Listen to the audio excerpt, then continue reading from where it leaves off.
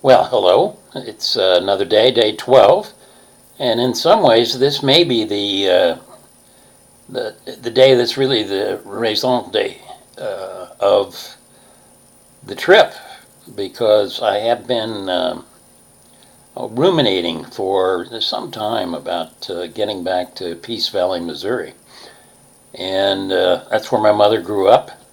That's where she went to the one-room school and was, I believe, the first person to ever graduate in her family from high school.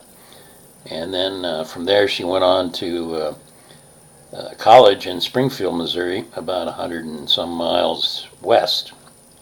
And of course, the only person ever in the family on either side to go to college.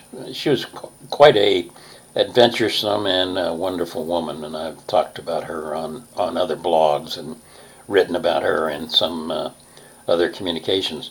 But anyway, this trip took me to Peace Valley, and the pictures that you see are of that little hamlet.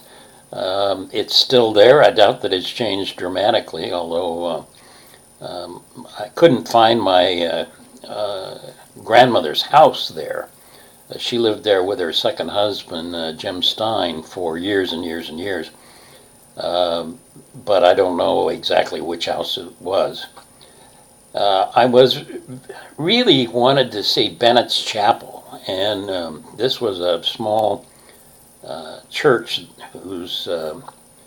which was built on land donated by my great-grandfather, Dob Bennett, and it is also the home of the graveyard that pictures are associated with.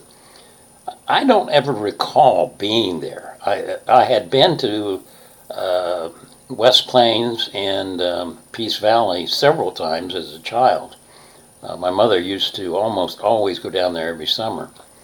And so I would visit relatives' farms and visit my Uncle Max and Aunt Eddie in Peace Valley. I mean in West Plains, excuse me.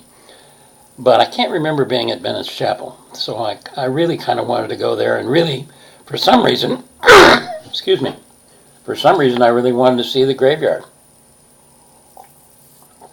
The Bennetts are well represented, obviously, as are the Henrys and the Chowneys and the Bixies, all of which are relatives of mine.